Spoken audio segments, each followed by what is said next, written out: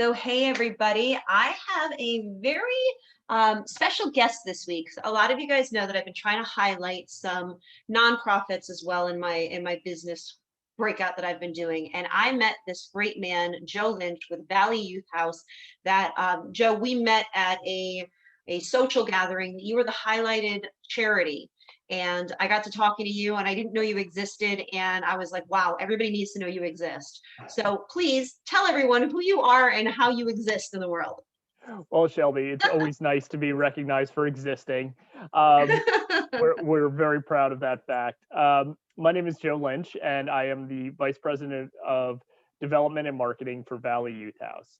So, Valley Youth House is an organization that works with homeless and at-risk youth to provide everything from housing resources, case management, to job training, to educational supports, really everything a young person experiencing homelessness or housing instability in any way could need to be able to transition to take that next step forward in their future life. Okay. So question, when we're talking youth, are we talking 18 and older? Are we talking kids under the age of 18? What is your Sure. group of kids you're helping? So a lot of our programs will vary in age range based on the needs that exist, but our typical demographic is that 16 to 24 range. And I say 16 when we're talking about young people in the foster care system who are ready to exit the foster care system, and we go through life skills trainings and things like that. Prior to that, we were 18 to 24, but we've really recognized we need to engage with these young people earlier, make sure they have the skill sets needed. Now, your organization is in multiple counties. Yes, that's correct. We started all the way back in 1973, so we've been doing this for quite some time. Oh, And our original start was a one home shelter for runaway and homeless youth. That was our core mission. It still to this day is the core mission that we serve. How we do it just is a little bit different. And currently, as you said, we've expanded a lot. We are in serving over 19 counties across the state of Pennsylvania right now. And every year we touch over 20,000 plus youth and families to make a positive impact on their lives. so when we were talking that the other night, we were saying how depending on what county you're in, there are different needs for the kids in the different counties. Can you kind of give me some examples of what that means? Sure. So youth are the same as, you know, youth are youth, right? Yep, Whether they're I know. homeless or whether they're, um, in a more traditional housing situation. And as different as every young person is, that's what we see in the counties.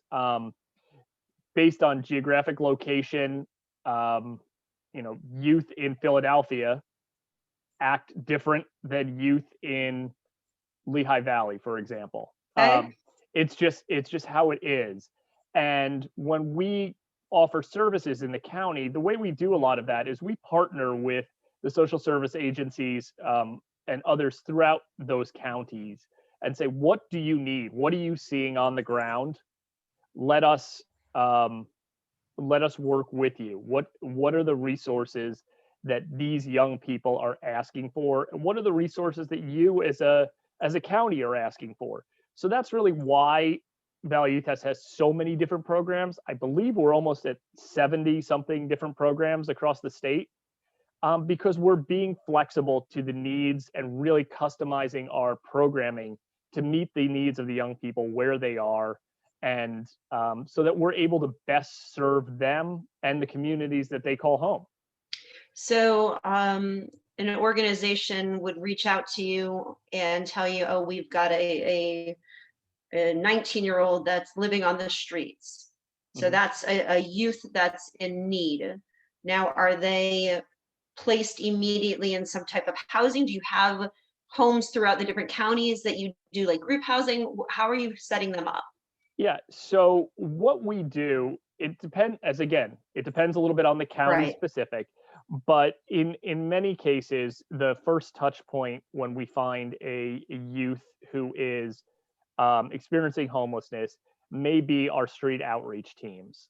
These are individuals who are trauma informed, trained. They're also trained case managers and social workers who are able to interact with the young people and say, what is the situation? Let's figure it out. And then what we do there is we do an assessment for these young people of all the services that are available to them. Right? This Okay. is the first step. We want to make sure that the young person is positioned for success, whatever success looks like to them. Right. We want to make sure that, if it's our programming, great, we'll get you started, we'll get you going. If a different program is more appropriate for this young person to achieve success, um, then great. Like, we will happily refer you to wherever we think is the most appropriate. From there, with the young people, there's a couple of options. So in some situations, a young person may need emergency housing, right? That Right. right off, what do we do right now, then and there? In some cases, we're able to provide them shelter, as we run 2 youth shelters that are short-term stays for emergency services. Otherwise, we oftentimes put young people in hotel stays for a respite type of stay, Okay. if needed, all in the sense of, during this time from identification of the young person to being able to house them, that can be a gap in there. Right. Unfortunately, I would love to say that we can immediately snap our fingers and find the affordable housing that these young people need, that our programs afford, and these young people can eventually call their own. Right. That takes a little bit of time. So in that emergency standpoint, we have a number of different options to make sure that these young people are taken care of, because that gap period really is when they find themselves the most vulnerable. So other services and needs that are occur crisis is, they don't have a job. They're looking for employment or something of that sort. So you help with that as well. We do. We provide wraparound case management support for these young people when they come to Valley Youth House. That's everything, from, the behavioral health to the social services to being just a friend or an adult that's, caring for them. But also, we provide a lot of educational supports and job training, uh, how to look for a job, how to put your resume together, all of these things that, many young people who are unstably housed, that's kind of the last thing on their mind. And but yet it's a step beyond for them, the next step, and we help them get there. And then really what we do is work with them to figure out what is their path, what is their goal plan, what do they ultimately want to do. Do they want to go through schooling, through college? Is that the path they want to take? Is employment the path that they want to take? We're there to work with the young people to achieve their desired futures, not so much tell them what it is. Right. So we really offer a lot of services for folks to take advantage of. Now, what about whether it's mental illness or drug addiction? Are you working with the community with youth in that Yeah, bracket there? yes, and that's really one of the things that I can say about Valley Youth House in the 40 plus years that we've been open, is that no young person's ever been turned away, regardless of their situation. So if there are young people who have substance abuse problems, we can work with that internally, and we have external partners to, throughout all the counties that we serve, to be able to say, let's make sure that these young people get the help that they need. That's, again, what is the most appropriate. Like, let's put the young person first and foremost in this, and make sure that they're, if it's, we can help, great. If we, choose a partner to help with, fantastic too. What is the thing that's going to make this better for this young person? And that comes with substance abuse, that comes with, any issues that we see. So let me ask you, what do you think is time wise, like what's the average commitment that you have with one individual? I mean, or do they go through a quick program Mhm. and maybe you get them on their feet right away, or do you find that it's 6 months to a year? What does that look like? Yeah, and that's a really good question because it does, again, I hate to say it varies, but it Right. does because we're dealing with individuals. There's no set um, there's no set timeline for how quickly a young person will uh, adapt, overcome the for all intents and purposes the trauma that they've experienced, and be ready to move on. That's highly individualized. However, we look at some young people and we see, as I said, literally they may need a couple of nights stay in a hotel. Hmm. They might need, uh, that might be enough for them to get them off the street, get them out of a dangerous situation, allow them to reset, and they are good to go. Now, other young people may stay in our housing programs for a year. It might be 2 years. The idea is that when they are ready to transition to either take over ownership of their apartment, or to transition entirely from Valley Youth House services, because you know they feel ready, they feel supported, and we can see that up to probably up to 2 years at some point. Okay. Now, I guess I'm just trying to think through how I want to just question this. Mm. You come across someone that's in an abusive relationship. Yes. So, and tragically, they're now on the streets and so forth. Is there specialized counselors that they're like, do you schedule them to with rides to go talk to counselors? Like, how, just explain, how do you love them and hug them and hold them and take care of them, from being volunteers? Like, how would all of that work? Yeah. So let's walk that back. So a young person is in an abusive relationship and Yes. they break free from that and come to Hmm. Valley Youth House for help. And there's a lot of trauma, a lot of Yes. different people they need. Well, fortunately for these young people, Valley Youth House has dedicated resources specifically for that. We offer an extensive behavioral health program with master's level counselors. Okay. All of our staff is trauma informed, so they really have, from the onset of connection to Valley Youth House, they have access to individuals who can understand, can help, and can navigate appropriately with them through the situation and get them into a safe place. Now, Valley Youth House has a number of um, or housing programs, but we also offer a number of uh, we'll call them safe places for young people. Okay. Specifically in this, we just opened what's called the Maternity Group Home. Okay. And this is for young people who are in abusive relationships, but also find themselves as mothers. And this is a location within Lehigh County that we have been able to open that is a safe place. It is a secured location for young people to be safe, from these abusive relationships and have the counseling, have the therapies, have all of the things that they need. And sometimes it is just that voice to say, hey, tell me about your problem. I understand. Let's talk about it. So how many caseworkers do you have in your organization since you're so many counties wide? So we have about, last count, around 450 staff Wow. with Valley Youth House, and the predominant amount of them are uh, social work, um, social work and/or therapists. They're all licensed therapists and oftentimes master's level counselors as well. So So there's do you, really a support level for these people. so you're on the streets and you're on the streets meeting these kids firsthand. Mhm. But I'm assuming that there's also other organizations that when they come across a youth in risk, they then come to you and you get a lot of referrals from outside sources.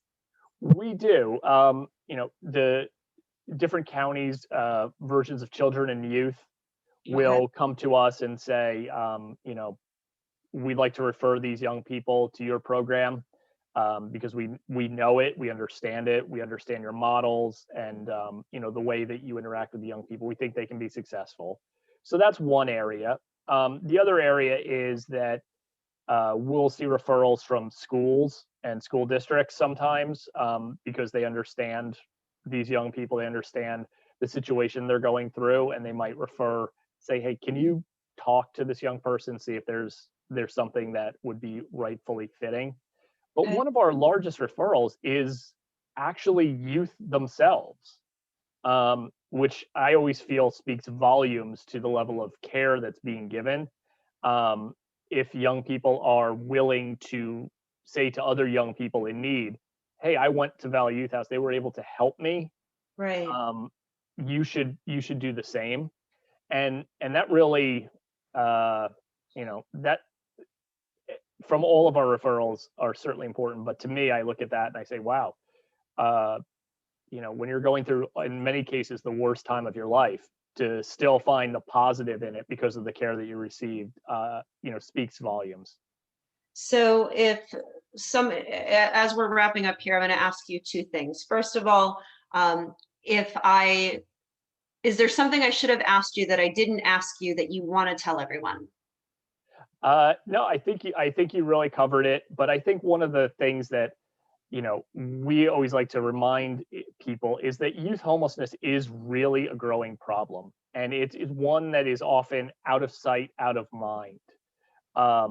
In many counties throughout the state, and just to encourage people to learn a little bit more about it, and understand how it does exist where you live, Right. whether you see it or you don't. And the real vulnerability of these young people, they're in between that, um, you know, the children and the true adult social Right. services, that exist. So they often fall through the cracks. And that's one of the things that we're not going to let happen. So we hope that, folks can learn about the work that we're doing and the need that these young people have. Yeah, I agree. And your organization is part of another group that I belong to, Hubbub, helping upper bucks be universally better. And I know that your president of the foundation is involved with that and been talking about trying to come up with housing opportunities for children in the upper bucks area. And I just thought, again, my interaction with the kids at the Quakertown Community Center, I mean, that's the age where they're getting out of high school and they're kind of just there. They might be mixed up with, making some bad choices and so forth. So I just thought it was really important that, again, I didn't know that your organization existed. So I continue to learn more and more as I'm attending these different events and so forth. Well, much like, a lot of the young people we serve, many times we find ourselves very focused in those emergency services, and don't always get the chance to say, hey, we're doing these great, amazing things, to support the youth in the communities, because many times we're busy doing them. So it's a nice opportunity to share with you some of that work. Well, and let's be clear. I mean, you're a nonprofit organization, and you need funds in order to do that. So, how Yep. is it that if somebody wanted to, and I don't know, do you take volunteers like as well, and how can the community help you? Sure. There's certainly a number of ways. You mentioned volunteer, and yes, we do have volunteer opportunities for a variety of things, from mentoring, um, to helping out among the housing programs that we have. Of course, all dependent on where we stand with COVID and COVID, restrictions right? and all of those things. So we're somewhat making up of that as we go. But there are always opportunities for people to get involved in helping our programs, from a volunteer perspective. Additionally, as you mentioned, funding is a huge challenge always for any nonprofit, but especially coming out of a pandemic when our doors were always open the entire time. We didn't close for a single day. So, we've took our hits and we're still standing, but for individuals who want to get involved and learn more about ways to help Valley Youth House from a philanthropic standpoint, they can visit our website at valleyyouthhouse.org/donate. And from there, they can learn more, or they can always contact myself or any of my team. Okay, so if they wanted to contact you to learn more, how would they go about doing that? Simply, the quickest way is to just email at jlynch, JLYNCH, at valleyyouthhouse.org. I'm pretty responsive, so you can feel free to engage that way, and we'll reach back out and see what's what.